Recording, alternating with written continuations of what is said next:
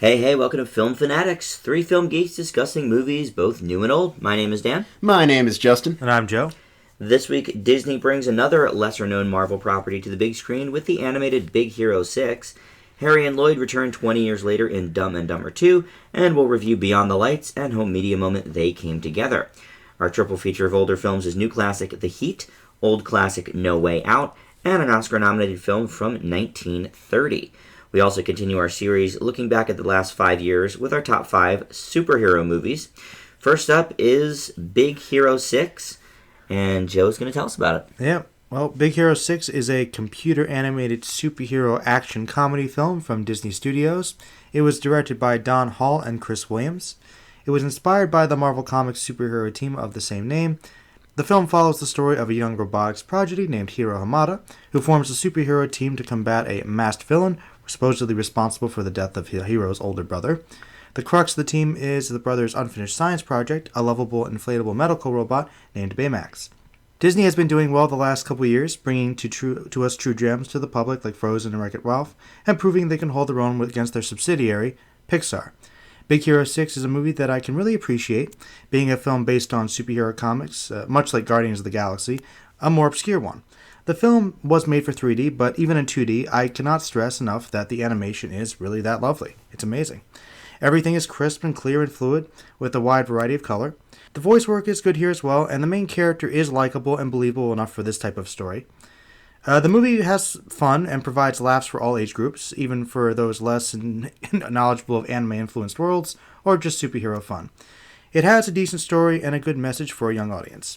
However, I did feel like overall it was treading on very familiar territory, playing it pretty safe within a pretty conventional formula.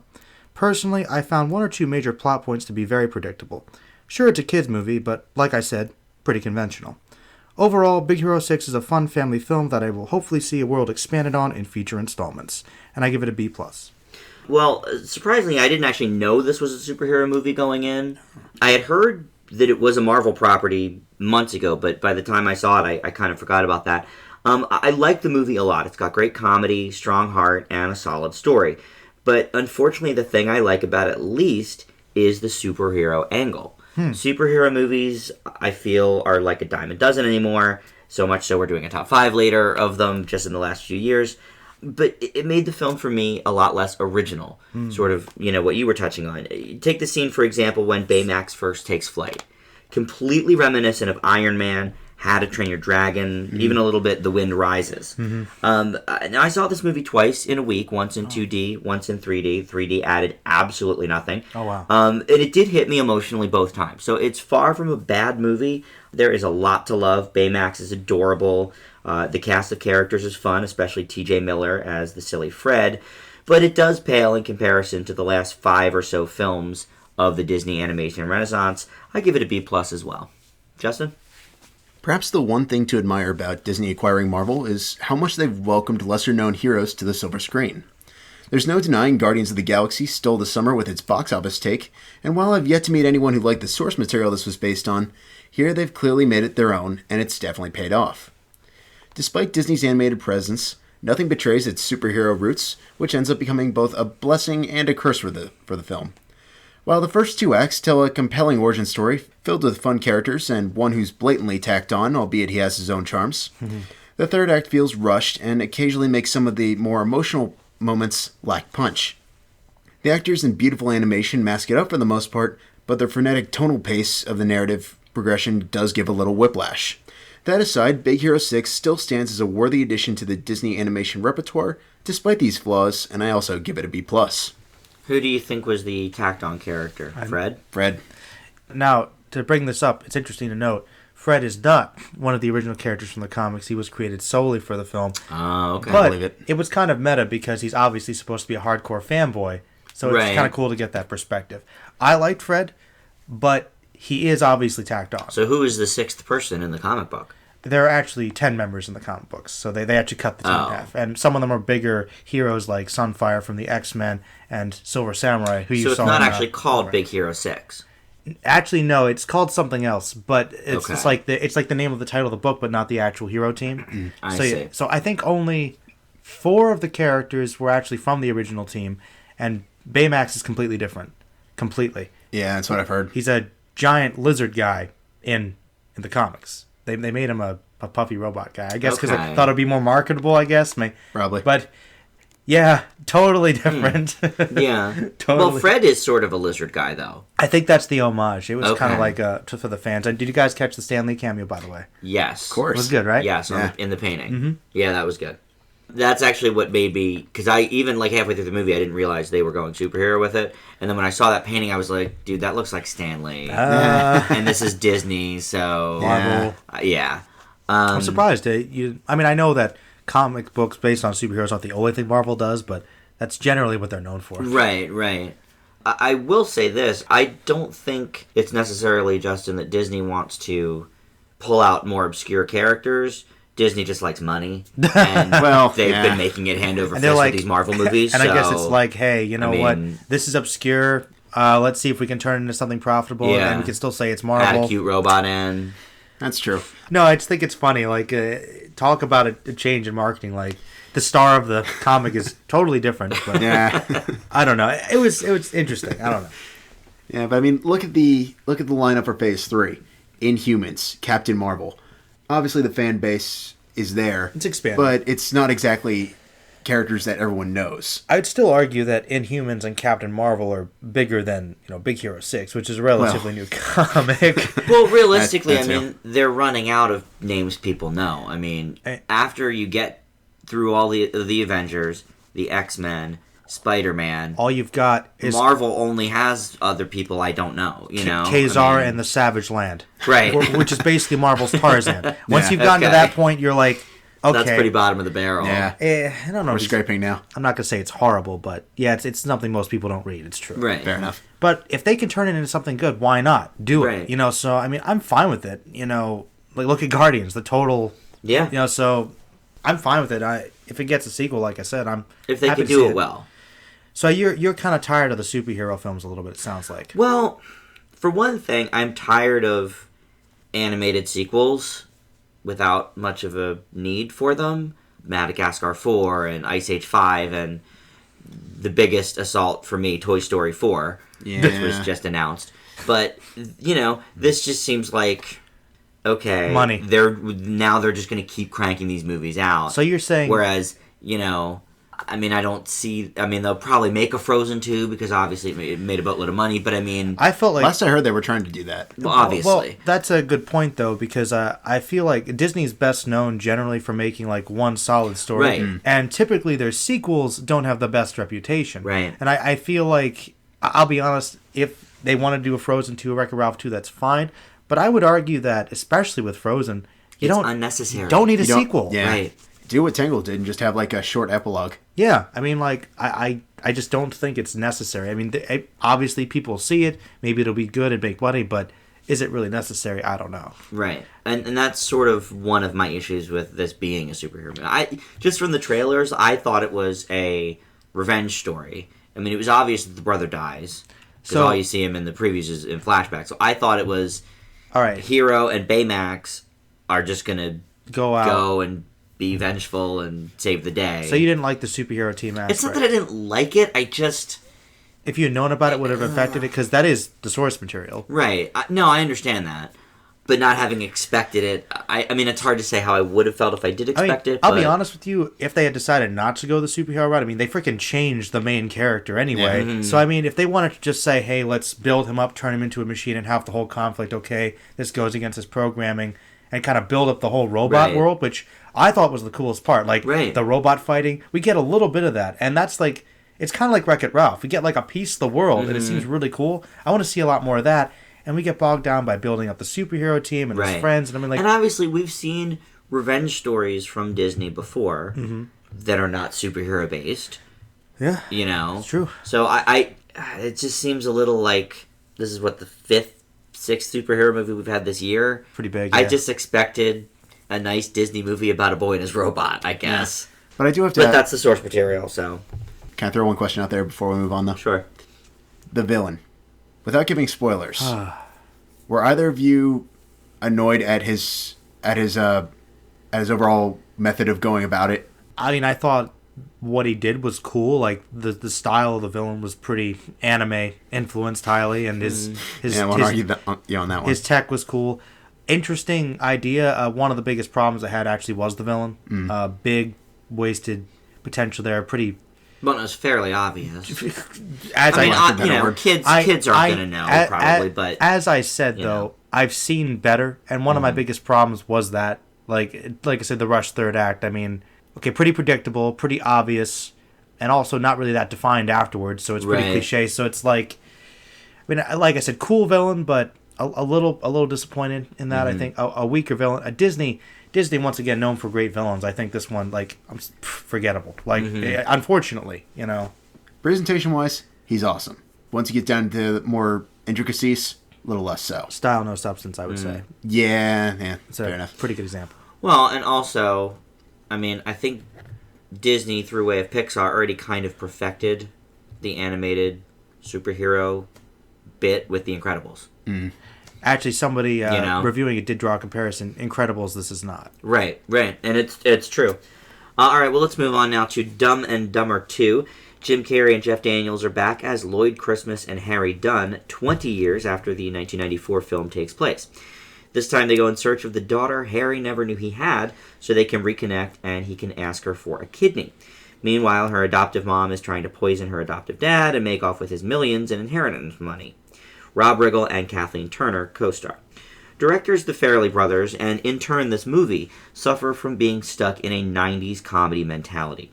The Farrellys have always stuck with these idiotic characters and punchlines, of course never on display more than the Dumb series, but comedy has shifted to being more outrageous than fart jokes and mispronouncing words. It could have been a wistful trip down memory lane, and sometimes it is, but more than anything, it made me feel like this script had been lying around since 1997. It has funny moments, though more are chuckle-worthy than laugh out loud, and the film goes stretches of a couple minutes here and there where it's really trying, but there are no laughs to be had. It's a worthy effort and fun to see Carrey back in one of his most iconic roles, but it's just not enough. For me, Dumb and Dumber 2 gets a C. Justin? About a year or two ago, at Dan's request, the two of us sat down and watched the original Dumb and Dumber in an attempt to fill my seemingly never-ending comedy gaps.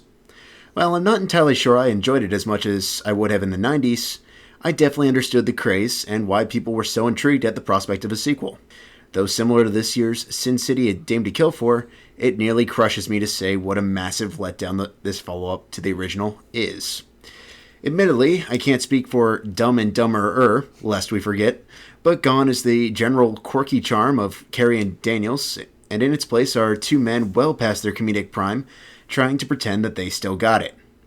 As such, the duo throw a plethora of material on the screen, and while the scattershot antics usually worked in their favor the first time round, now it's just creepy, and several occasions even offensive, and overall not that funny. That's not to say that there aren't a few chuckles to be had while watching this film, but they are few and very far between, with the overlong narrative frequently getting in the way. For the 20 years this took to get on screen, fans of the original deserve far better, and I give it a D. I don't think it was Carrey and Daniels' fault. I mean, they were given a pretty poor script, to be honest. I thought they were... But at the same time... I thought they were pretty good. Yeah, they weren't acting any different than they did in 94. Their timing was good. Spoiling my review, I actually thought it was... They, just kind of got right back into the roles, never left it. I thought they were pretty succinct, actually. Actually, speaking on that note, Joe, I remembered a couple months ago you mentioned you had never seen the original. Did you do so for this one, or...? Of course I did. Okay, very curious then. I knew it was coming up, so I had to check it out. I can't believe neither of you had seen the original. I don't know about him, but I purposely avoided. Oh, okay. Mostly because of the title and the reputation. And fan base. I mean, well, I'll... Yeah, let's hear from your review before we discuss. Well, I guess I'll talk about it. All right, well... I basically kind of avoided Dumb and Dumber. It was a conversation, I guess, maybe one of my parents had, years ago, saying, it's I don't watch Dumb and Dumber, it's cheap comedy. I don't know. Just, so I guess I heard offhand that it wasn't very good. And honestly, the title just didn't really intrigue me. Okay. The picture didn't intrigue me. I thought, okay, well, this looks stupid. I'm going to avoid this. But, I figured, hey, well, now we're doing the show. I got to check it out. And so I did. And I'll be honest, I don't really know if I had as much of a problem with it as Justin did, or maybe even as much as you did, Dan. But I think that this movie is really made for the original fans, and I think that was actually the biggest problem with it. Because there are so many callbacks in the movie, I think it alienates any possible future fans. Because this movie is loaded with references to the old one. It's like, I'd say that maybe 50% of the script. I mean, some of the There's gags... a lot, there's a lot of old It's references. really steeped in the original movie. It's barely its own story, really.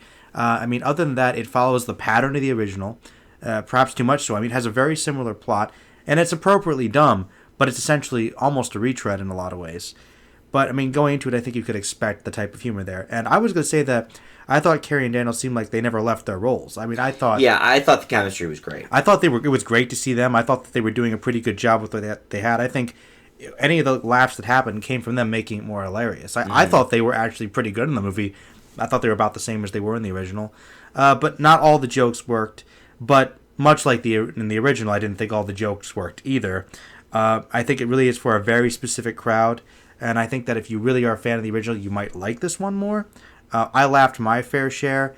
I do agree, Justin, that some of the jokes do go into a little more offensive territory than the original one did, which I think is definitely more of a negative. That's a fairly staple, too, that it harkens back to the 90s. Yes, but I remember comparing them. There was some offensive stuff in the first one, but there was definitely more of that this time around, which I guess is a bit of a negative. I'm actually a little above you, Dan. I give it a C+. Okay. But to be honest... The original I thought was like a B minus. So Right. So for me, I felt like it was about the same. Okay. A little worse, but Yeah, for me, the original's like an A minus. I mean, that's a comedy 90s classic in my book. Mm-hmm. Justin, I do wonder if maybe not having that history with the movie caused your grade to go down more so. I mean, not that it's a great movie, but, you know, maybe if there was a little more reference points. I mean... down to the music cues, even, that are taken from the first film. that's what I'm saying. Know? I mean, I would argue that's the biggest problem the movie has. It's not necessarily the writing itself, but the fact that it really is basically just copying the original. So many callbacks to the original. It's essentially the same movie again. Like, so it's like, not exactly, but it's really like, the way I felt like it is, unless you're a really hardcore fan of the first movie, like super hardcore, if I had never seen the original, I would not have gotten half the jokes. No. So, I That's mean, true. That's really alienating. I think that's a big problem. Well, I mean, after 20 years and people clamoring for it, I can't fault them for doing fan service, but Dude. do it like Anchorman 2, where it's like there's fan service, but you can still watch it if you're not one of the initiated. Well, the good example is Clerks and Clerks 2. There's minor things, but totally different direction for the characters, totally different direction for the story in a lot of ways, different style. Right. Like, you can have a sequel with some callbacks to a franchise for fan service. You know, that's fine. You can have a little fan service, but if your movie is mostly fan service, that's bordering on laziness. What I think is sort of the most glaring evidence of that is in the end credits, where they put the scenes from the original over top of, like, you know, on top of a scene from the current. And not only is it like, you know, like they planned it so it was like similar shots. Yeah, like similar shots. Like that just hits home how similar this is. But dude, this it also hits home how much better the original was. Yeah. You know, like all it made me think while we were watching the credits was, oh yeah, that part was great. Except everything I was saying was about the scene from 1994 and not from the new movie. And I think that's a problem. That is a problem. It really needed an updating, not necessarily more of the same. They did try to be updated a little bit. Like, they took into account smidge, technology a little bit. But yeah, I guess the fact is, the fact that they're so dumb, it wouldn't really matter for them. Yeah. But some things, though, like, okay, I think I don't know, I guess it shows the dual nature of the problem, is that when they went into the apartment, it looks exactly the same. The phone's still the same. The poster's still the same place. Everything's the same except for the roommate, you know? And really, in 20 years, an apartment's going to look a little different, you know, no matter who you are. So, I don't know. Like, some things were a little too steeped in nostalgia. I think it was literally feeding off that. Yeah, kind of a shame. All right, well, up next is Beyond the Lights, and Justin's going to talk about that. From a very young age, Noni, played by Gugu Mbatha-Raw, has been honing her singing talent at the request of her mother, played by Minnie Driver. Years later, after becoming a beloved celebrity, these pressures drive Noni to desperation, until being rescued by a young police officer named Kaz, played by Nate Parker, who helps her find her true voice. The crushing pressures of stardom have been the crux of many dramatic films, and Beyond the Light is yet another addition into the mix. However, what keeps this film above mediocrity and really sells it is the mostly believable characters, an issue that we'll come back to, and the music, some of which is performed by Mbatha Raw herself, and does a really good job with it. This keeps the film lively and engaging, largely thanks to the chemistry between the two, allowing the audience to understand and relate to both of their dilemmas. Though the biggest problem Beyond the Lights has is in regards to its focus. At the start, it seems to emphasize a character study under the backdrop of the music industry, then a sort of commentary on how the media presents and deals with celebrities, and the last is essentially a love story. Although the third is undoubtedly the weakest, the other two could have easily been movies in and of themselves. Therefore, jumping between these three gets a bit confusing and awkward, sometimes seeming to throw logic out the window. In one notable instance, no one seems to care if Kaz straight up leaves the area he's patrolling to spend hours, sometimes days, and other times even months with Noni. While it's far from perfect, Beyond the Lights works largely due to the people involved, and I give it a B-. I think the movie has a lot to say about celebrity culture, the price we pay for being a part of it, stage moms, the state of the music industry, 24-hour news cycle, all that kind of stuff. And it features another great performance from Belle star Mbatha Raw, and also a reminder of how underrated Minnie Driver is. I thought she was great here as well. It's all intertwined with a decent drama and a romance story, but well, I knew the butt was coming. Justin did mention the several different sort of themes, and when the movie leaves the entertainment world, it turns into a much more generic romance. It really drags. Even becoming a bit of a rom-com. They even steal the song Can You Stand the Rain from a very memorable gag in Best Man Holiday. Luckily, Beyond the Lights does reel itself back in from that after about 15 minutes. Gets back to the entertainer storyline. I think the movie is by far at its best when it relates to Noni's career or her love of music. I'm pretty much with you. I gave it a B. Joe, you missed this one, but really, I mean, it's okay. Yeah, it's decent. If you're into music, maybe, check it out. It does have a lot of interesting commentary. I wasn't really interested. I mean, not anything we didn't really see in Begin Again, either. Yeah. Or Nightcrawler, probably. Yeah, or about the 24-hour news cycle with Nightcrawler. That's true. Yeah, for you, Joe, because you missed Belle also. That is the Gugu Mbatha Raw movie that you should see. I gave that an A- earlier this year. I loved it. I will try to see that before the year's out if I can somehow. Mm-hmm. Is that completely possible? I mean, it was out early in the summer, so I would be surprised if it wouldn't be on DVD already, or if not soon. You can definitely track it down. I'll make sure I try to check it out before the show wrap up. Yeah. She really is, Justin, I think she's going to be... She's a pretty hot artist here in the next couple of years. Oh, wow. Easily. Along the lines of like Jessica Chastain a few years ago or something like that. I mean, she's got a lot of strong potential. Her singing is even pretty decent. Oh, yeah. Not that, I mean, a lot of her songs in this were auto-tuned to get the mood of the character. It's kind of like when she first starts out, Joe, she kind of has like a Rihanna-type vibe to her. So she's pretty heavily auto-tuned. I thought you would have liked this more. It seemed like a Dreams Girls type thing. Well, it's funny. The only thing I really knew about it going in was that it was about her singing career and, Minnie Driver being the stage mom. I guess I sort of knew there was some sort of romance, but if it was more about the entertainment portion and the singing, and I think I probably would have liked it more. Well, I'm more interested in seeing it now than I was, because I thought it was just going to be like a generic romance from what little I saw about it. So I think that's what they were playing up. And it's a shame, because you're right, the romance is the most generic part of it. Of course it is. I mean, there's only so many ways you can do a romance story, I guess. Might feed into another discussion. Actually, that is a great segue into our home media moment, which is They Came Together. Directed and co-written by Wet Hot American Summer's David Wayne, They Came Together is a romantic comedy parody focusing on the romance of Joel and Molly, played by Paul Rudd and Amy Poehler, and a cast of colorful characters played by the likes of Colby Smulders, Ed Helms, Christopher Maloney, and the couple that Joel and Molly are telling their story to over dinner, played by Bill Hader and Ellie Kemper. The movie does prove that not every parody has to be just a series of vignettes skewering whatever genre of film, like epic movie. They Came Together has a cohesive plot, pretty clever observations and gags about the romance genre, and fun performances from pretty much everybody.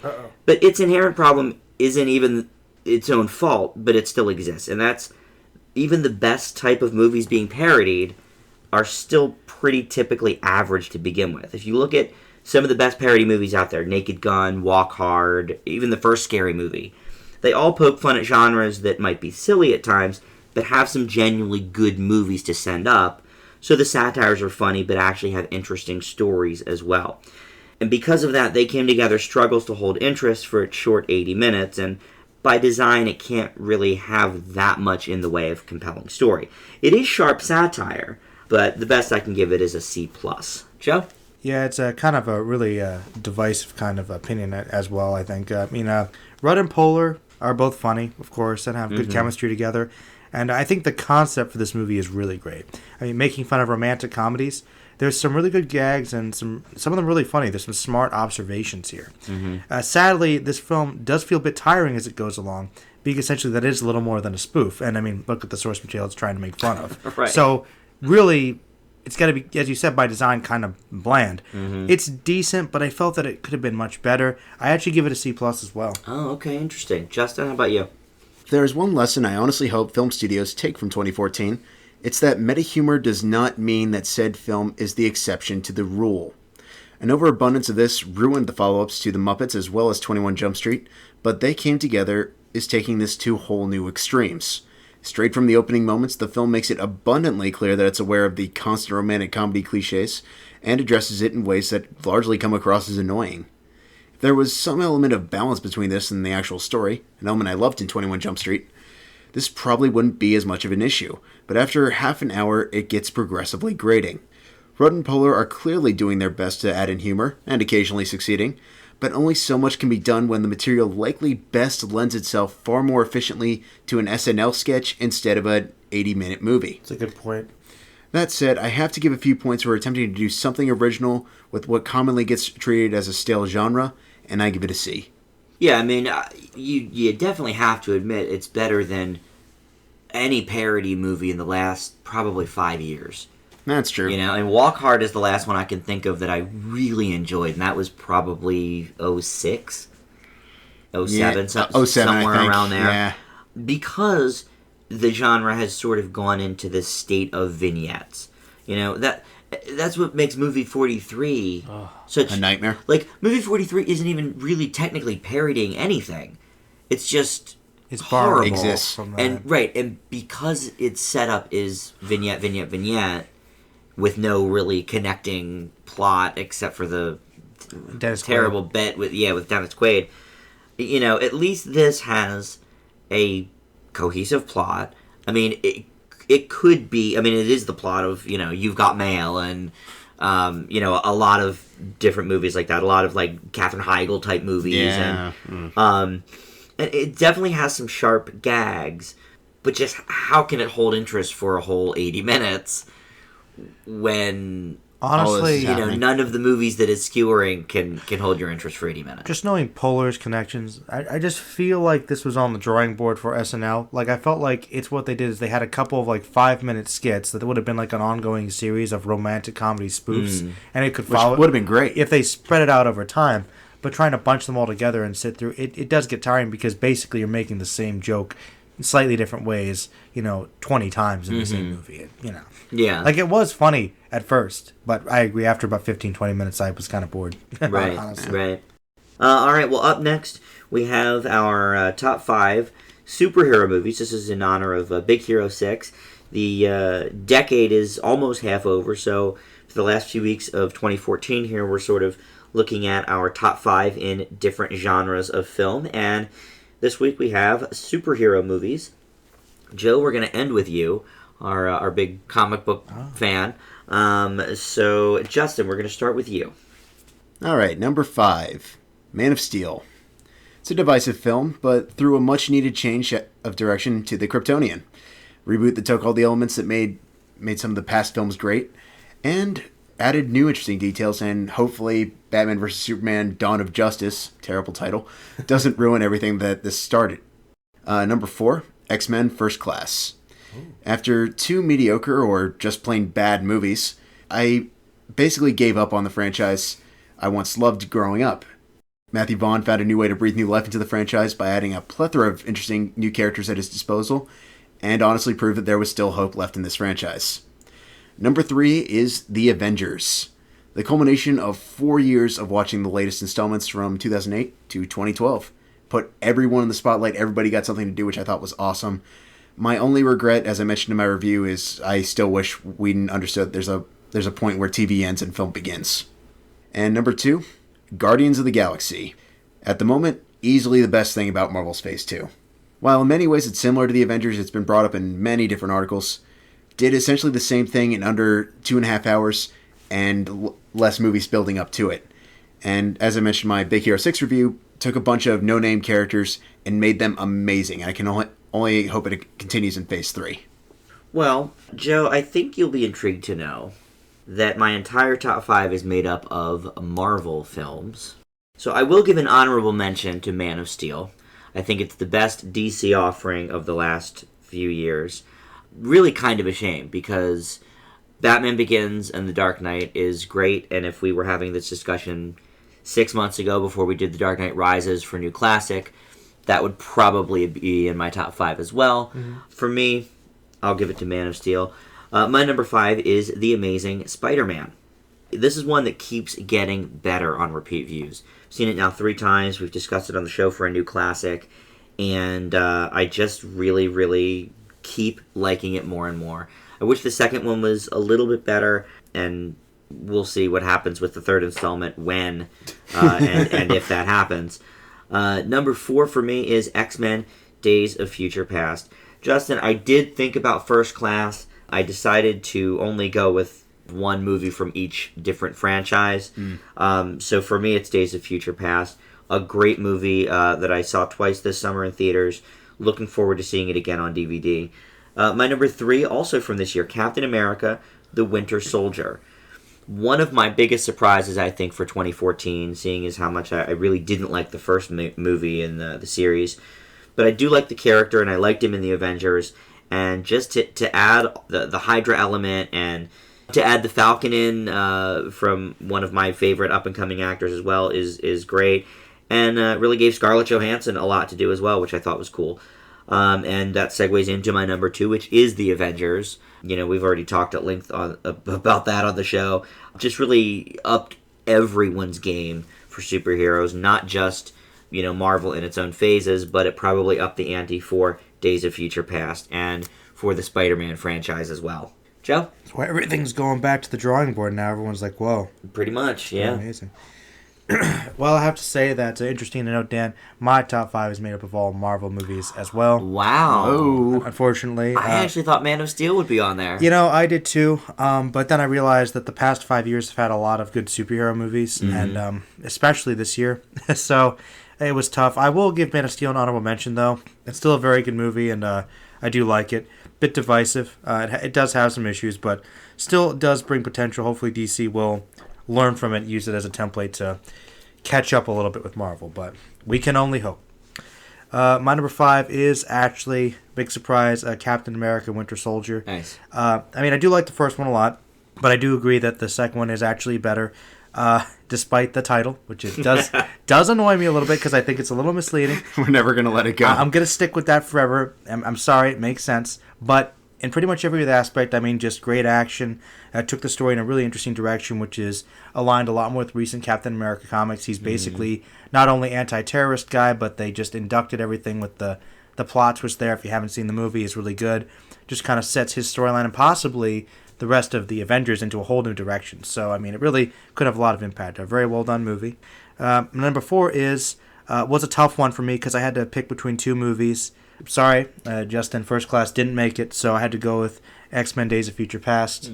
It was really between those 2, but I think Days of Future Past was a little bit better. Really liked it. I kind of wish they had utilized the Sentinels a little more, but really that's my only gripe with the movie. Everything else is good. I think they stuck true to the comics while still keeping it updated. Everybody performed really well. Jennifer Lawrence really is coming to her own as Mystique. I mean, even better than the first movie, so really, really going in new directions. I'm excited where X-Men's going to go. Number 3 is The Amazing Spider-Man. I mean, I actually like the second one too, but I do think the first one is better. So if I had to pick between the two, I had to pick this one. But really like this one a lot. I mean, just big Spider-Man fan, and I really enjoyed it. And I do hope they continue building off this one because I think it was a good origin story. And even though it was retreading what we saw with the Raimi movies, I still think it held its own. My number 2 is The Avengers. I mean, up until a couple years ago, this probably would have been like the best superhero movie ever. Still just about is. Just really, as you guys said, just set the bar really high. Really, you could make the argument, perhaps, that if you aren't as big a fan of the movies, you haven't been following them chronologically, it would not have as much impact. That is true. But despite that, I mean, that is part of the animal. But even so, I think it still holds up pretty well on its own. And it kind of is like the ultimate, like, geek fantasy come alive. I mean, like, if you told somebody 10 years ago, the Avengers on screen and it'd be done well and do well, some people probably say it never would have happened. I wouldn't have believed it. But, I mean, it's just kind of the testament to that. So yeah, the format's come a long way. It really has. The last 20, 25 years, superheroes really have come a long way, and I think Avengers is a milestone for that. Justin, what's your favorite of the superhero movies in the last 5 years? My number 1 is, in fact, X-Men Days of Future Past. Oh. How do we get rid of all the disastrous material that began with Brett Ratner? Time travel. And it works. Hey, man, it's fiction rule number 1. Time travel fixes everything. It's an epic crossover that manages to emphasize everything that's been great about the franchise thus far and how much life it truly does have left in it. It's a great fresh start, and I hope it only gets better with X-Men Apocalypse. My number 1, and since, Joe, we haven't heard it on your list yet, I feel like it might be the same, is Guardians of the Galaxy. No way. You must have thought about this one a little bit. I have to admit, I gave this an A- on the show originally, and I think I have, even on air, already course-corrected that, but it really is an A film, and truly one of the best movies of the year, superhero or otherwise. Yeah. It's funny. It's got great characters, really good action, and just a great story. Joe? Well, there really is no surprise here, but I pretty much said it before earlier in previous shows, but yeah, Guardians of the Galaxy is my number 1. Total surprise for me too. Like, I mean, I really don't know much about the characters, and but really, I think you said it yourself, Justin. I mean, they were able to do everything the Avengers did, and possibly more, without establishing the characters over 5 years. And these were big name characters. This movie is just as good as Avengers, maybe better. I mean, I think it's better. I think it is better. And it's mostly because of that. Because, I mean, Avengers, like I said, it's built upon previous movies. It's built on much bigger fan bases for characters that are much bigger. Guardians of the Galaxy had much more to struggle with. Granted, right. Marvel Studios is doing well. They have talent, obviously. They're smart and they take their time. But even so, I mean, this is something that just would have been impossible. Right. 20 years ago. And it blew out of the water the recent Marvel entries. I mean, Captain America did very well, about $240 million. Thor: Dark World did okay. But I mean, this thing is the number 1 movie of the year. I mean, it's huge. And part of that's because it was such a surprise. I mean, it was basically confidence in Marvel because of their reputation and just some of the hype over time, just slowly letting it out. It just was really fun, really crazy, and they just put a lot of talent into it. Really obscure, opening another part of the universe and just connecting it. I mean, it's just everybody does a good job. It's well animated, well paced. It's fun. Great soundtrack. I mean, just really, it's just a great movie. It's a lot of fun and it's really accessible to a lot of people. I mean, I think it's another milestone, honestly. Yeah. It's really impressive. And this is easily a discussion for another time, but I feel like maybe part of the reason that of these 15 entries, 14 of them are Marvel. I think Justin's Man of Steel is the only one that isn't. Marvel really knows how to have fun with its characters. True. Not definitely. Everybody wants to be doom and gloom all the time. And you can take your kids to Guardians of the Galaxy easily. And the Avengers. You can't take them to the Dark Knight. I'm not taking my 6-year-old to Dark Knight Rises. Not this lifetime. Yeah. So I think that's probably part of it too. Well, I mean, you're right. That is a discussion for another time. But there are many perspectives on superheroes. I think the problem, and I've brought this up to Justin before, is that with DC and their comics and otherwise, is that Batman's very popular. Batman's their most popular character, pretty much with the possible exception of Superman. Always has been. So what do they think we should do?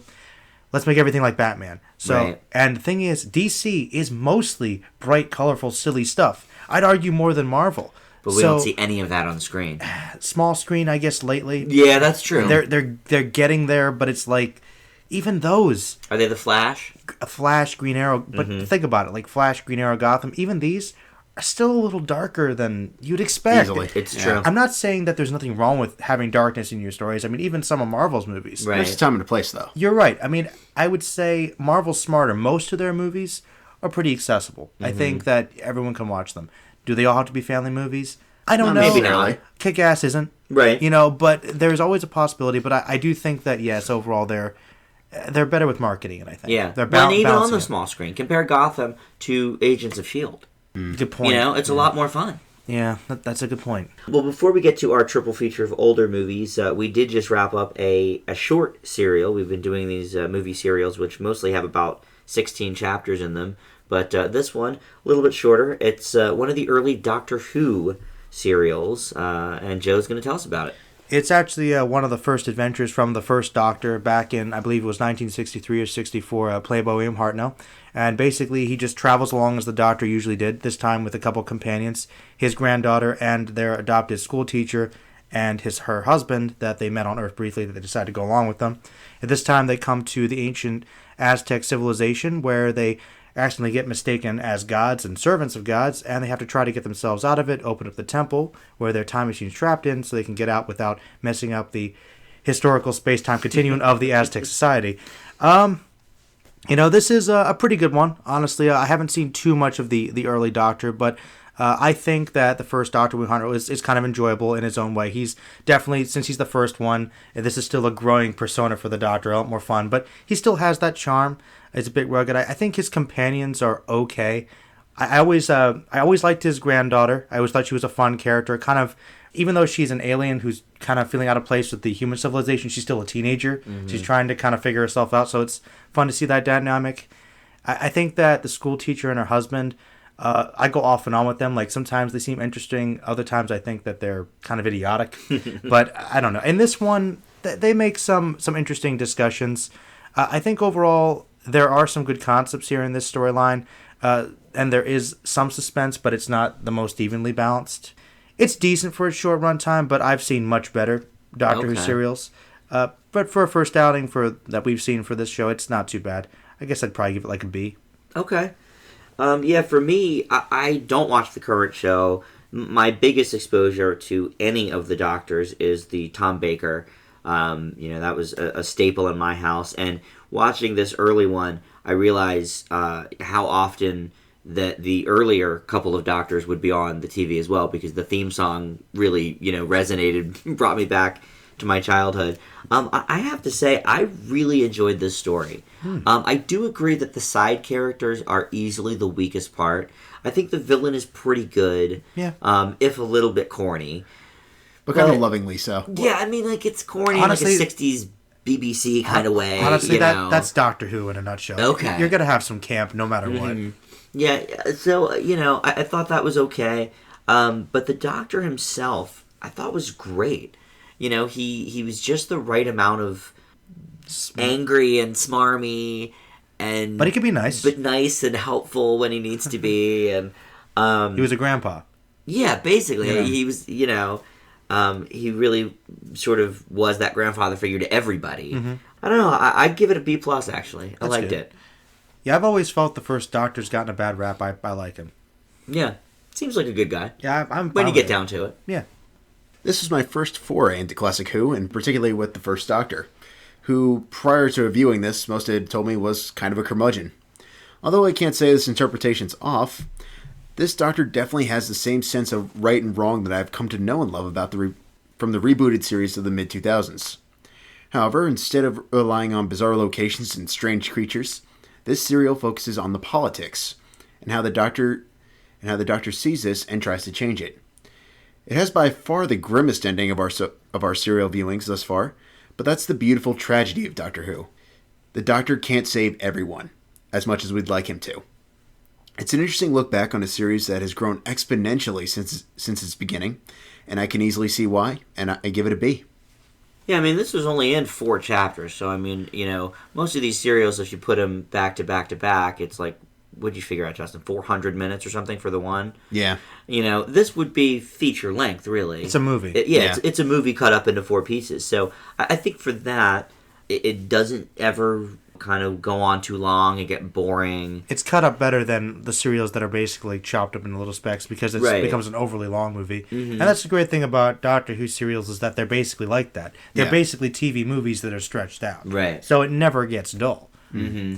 But yeah, it's like I said, it's not my favorite of the specials I've seen, but it's still a pretty good one. I've seen worse. That has its place. There's some bad Who out there. How many First Doctor serials still exist? More. Do you know? I don't know the exact number. The First Doctor actually has the second most. Okay. Like some of his later adventures are either cut up or missing. Mm-hmm. It's the second Doctor who got most of his stuff completely destroyed. Really? So there's like some of the First Doctor stuff is gone. I think that's mostly been recovered, but a lot of the seconds is gone. Thankfully, they were able to recreate most of it by audio. You can find somewhere. That's cool. So you can listen to it. They actually dug up a lot. And like radio plays.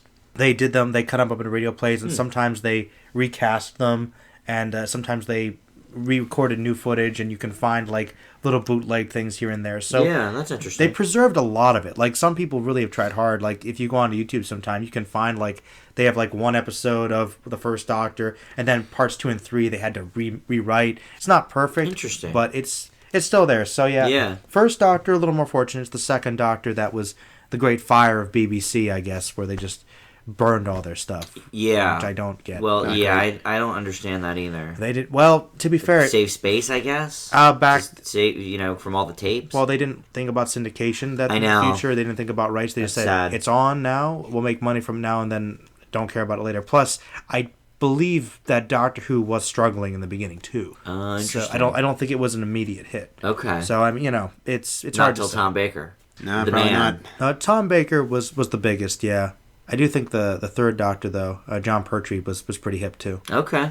Well, and we'll definitely, start up another serial next week, probably one of our more traditional, 16 or so episode ones, so you won't hear about it for a few months, but we'll get there eventually.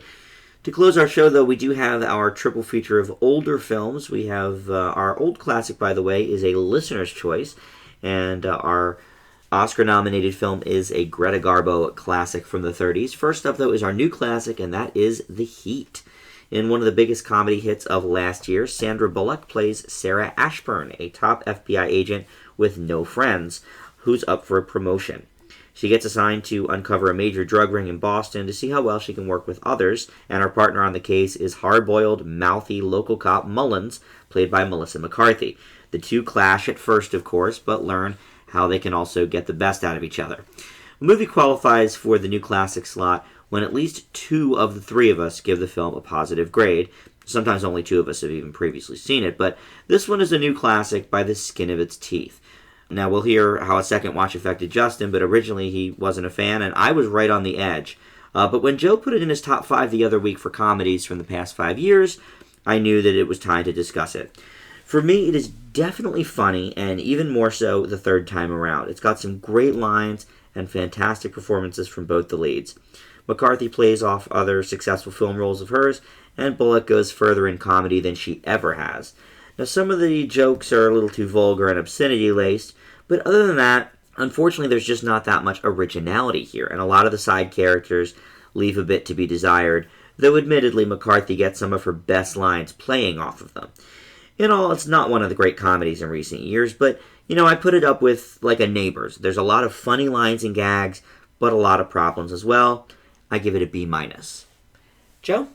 This movie is still as funny as when I first saw it. I think McCarthy and Bullock are a riot together, and hopefully we'll team up again in the future. The laughs of buddy cop action movies have always been fun for me.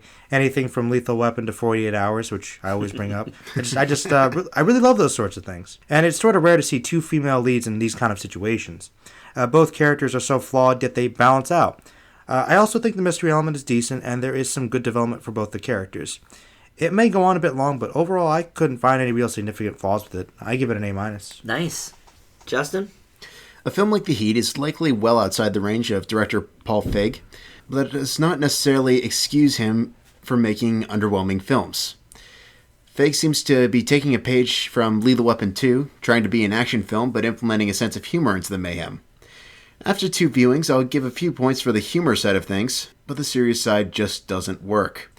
Bullock and McCarthy definitely have chemistry, attempting a sort of straight person with Bullock, funny person with McCarthy, but when the straight person ends up delivering the film's funniest moments and the funny person doesn't, something's definitely wrong. The biggest issue with this comes from the fact that there is nothing about McCarthy's character that would strike one as believable for a police officer. More often than not, her character infrequently breaks the law and has little to no regard for anyone but her own family, who are equally obnoxious and unbelievable. Yet Feig still tries to hit home this idea that not only is her character a decent human being, she's actually a really good cop. Sorry, Mr. Feig, but you're sorely mistaken. I will admit the Heat did get funnier on a repeat viewing, but in contrast to what this could have been, it definitely underwhelms, and I give it a C+. So a little bit better than before. A little bit better, but Okay. still. Yeah, I thought about bumping it up to a B, to be honest. Because I gave it a B minus, or originally a C plus, and then the second time I saw it, I gave it a B minus. I think I mean I know you don't think she's a believable cop. I think that's part of what's funny about it is that it's so ridiculous. I think that's the point.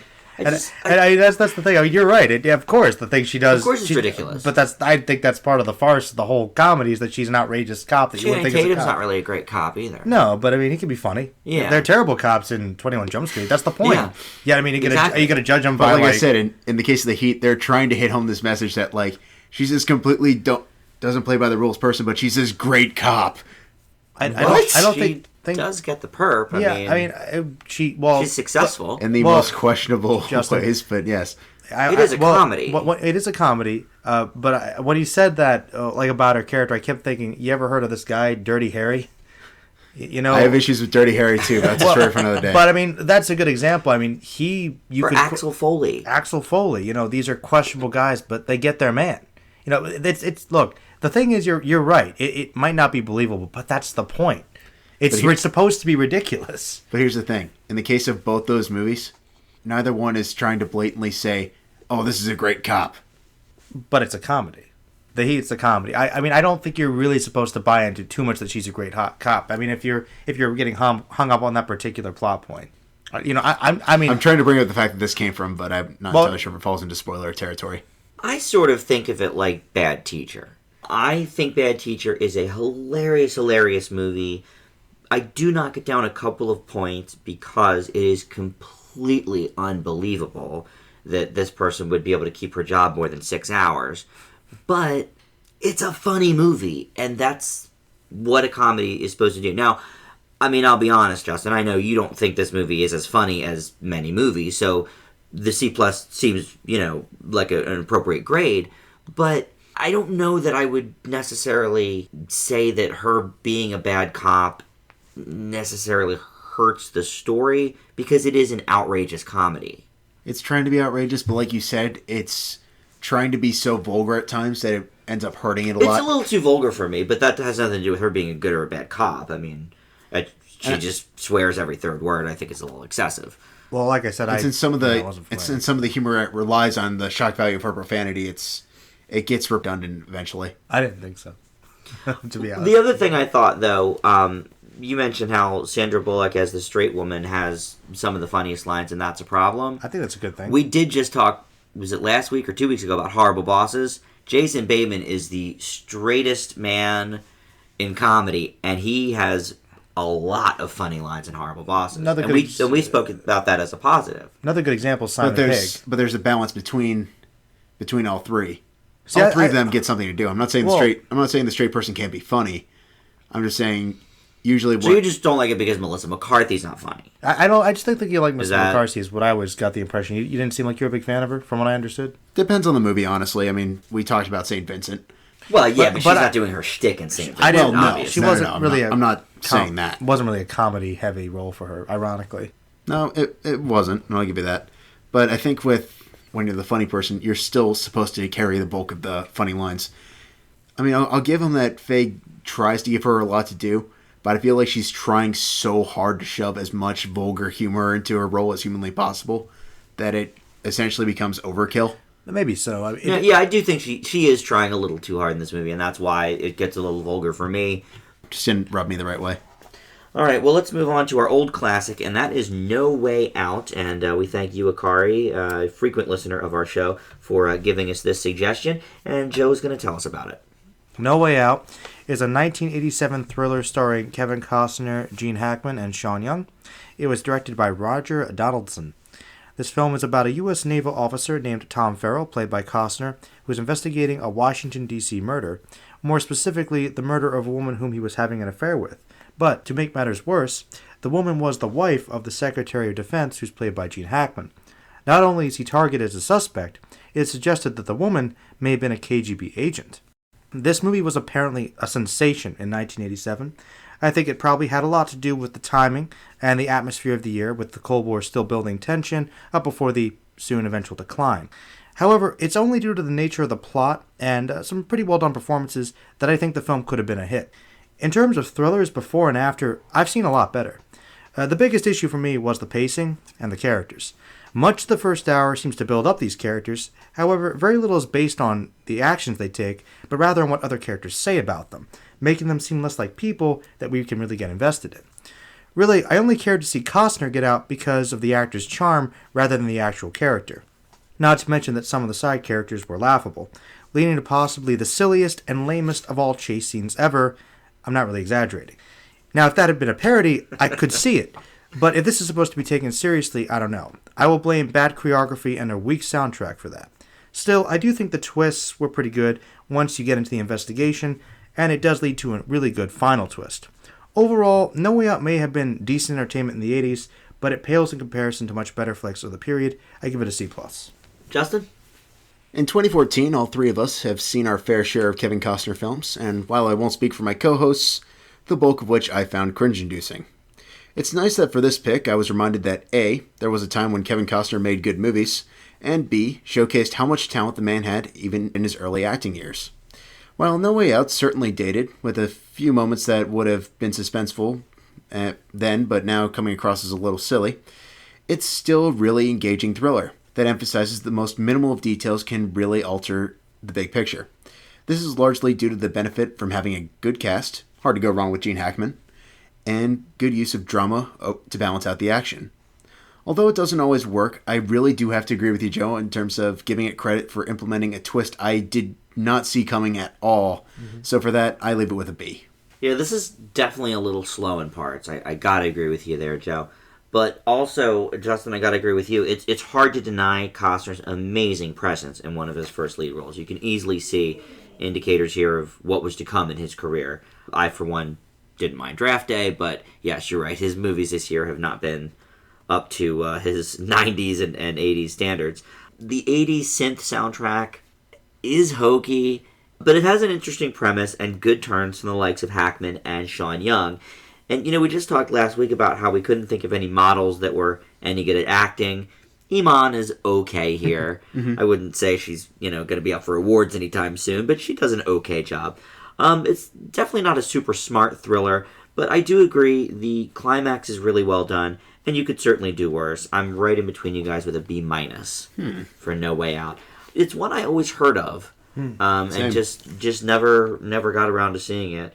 If they made this today, obviously it would not be, anything to write home about. But it's a pretty standard thriller, I guess. It is. I think it really was seemingly more of an acting vehicle for Costner to sort of branch out. Showcase what he can do. The best scenes were with the character interactions, I thought. Mm-hmm. Actually explaining the motivations, and like I said, the twists were good, especially towards the end of the movie. Like that final act was pretty intense.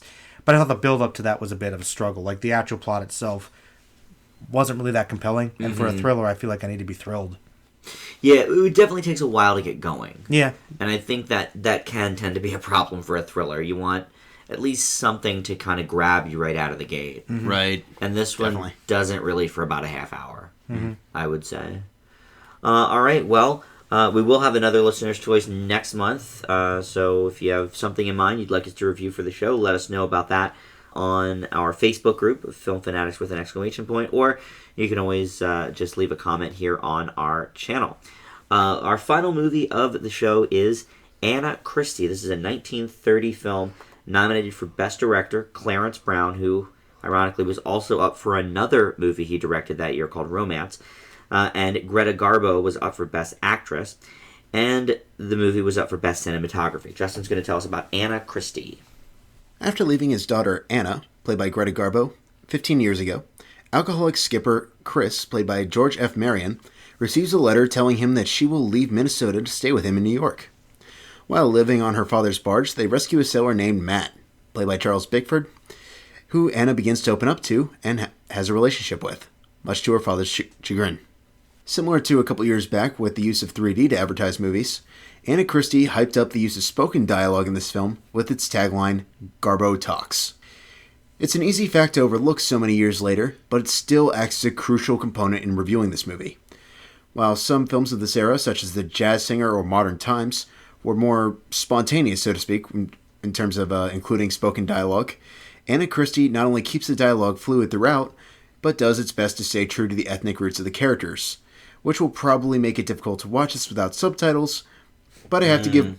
Yeah, that is true. But I have to give points for the effort when so many other films later on don't even bother.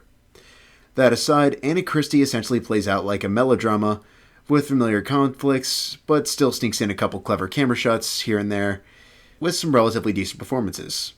It's a film worth watching for its filmic significance, but unfortunately not much else, and I give it a B-. Joe, what'd you think? I really applaud the script for tackling hefty material for the time. Anything from alcoholism to the problems of poverty, leading to family dilemmas, and even prostitution and rape. The characters are not glamorized, they're real people. It shows how difficult being an immigrant was at the turn of the century and how they faced major issues. Right around the same time other films, such as Birth of a Nation, kind of preach these ideals of hatred. Sadly, the film does pander along for a while and it builds to a pretty cliche ending.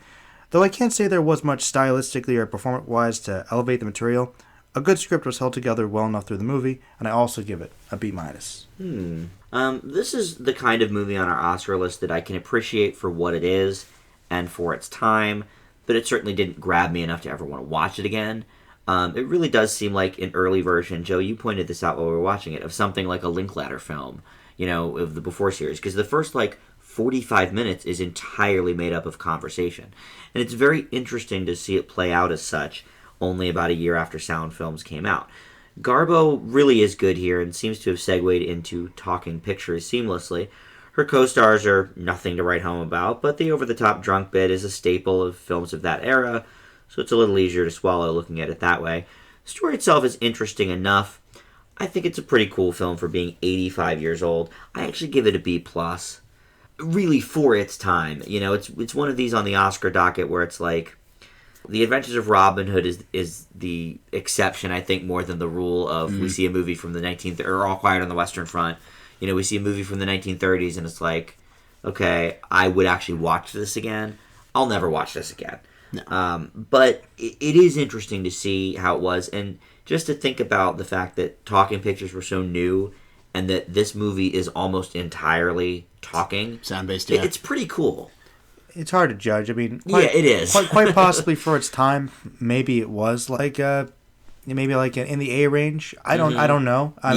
But it is hard to say. I do think that there was some good stuff in there for sure. Oh, easily. But it still seemed to me like it did have some issues as well. I do agree. It's kind of glad I saw it, but I'm never really interested in watching it again. Right. Yeah, I mean, there are a lot of classic movies like that. For me, I'm hoping this will make sense.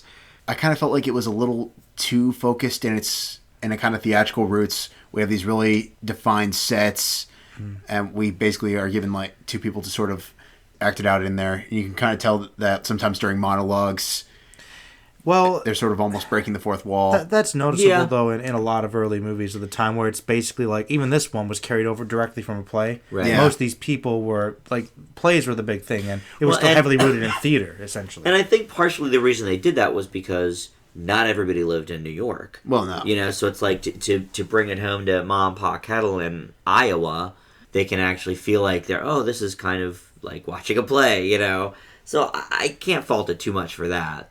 But you're right, it is very, very rooted in theater. Not always a bad thing, just No. sometimes it's a little awkward when you feel like you're watching the filmed equivalent of a play. Mm-hmm. Well, we've seen a lot of movies like that. I mean, Carnage is a good example. Yeah, that's true. And it can be done well. It can. Sometimes it can't, I typically like it usually when it's sort of a, like August Osage kind of like a one room or one house based Yeah. sort of thing. And this was only really maybe 3 sets in the whole movie. The Give or bar, take, yeah. their house, the dock. I mean, that was, About it. About it. Yeah, the fair, but that's... Yeah, that's true. The fair. That was the big They took it out. Yeah, that's true. That's one thing they couldn't reproduce on the stage. At least at the time, I would imagine. Right. A couple good shots here. And I know you hated, Joe, the title cards every so often. Well, That could have been a lot worse, man. yeah, it could have been. It's But we didn't see it for a long time. And then every 5 minutes it would pop up. It didn't. It was kind of absent for a while. Then they had 3 in a row. It's no Adam's rib. I know what you're saying. that was bad. But that got to you. Well, I don't like it when they literally think the audience is dumb. Yes, we can figure out time passed a little bit. That's true. That evening. That's true. That evening, that morning, the following afternoon, next Saturday, in the living room. It's a little much. Yeah, no, you're right. You're right. All right, well, that is going to do it for this week's show. Joe, anything new on the Merlin page? Oh, just had a bunch of videos out recently, other than the discussion about Batman. Not too much new, but I'll be getting some new videos out soon, I'm sure. All right, and if you have not subscribed yet to our channel here on YouTube, go ahead and do that. And you can also follow us on Twitter at Film Fanatics Pod and the Facebook group of Film Fanatics with an exclamation point. That'll do it for the show this week. And we'll see you back here next week. Hail Hydra!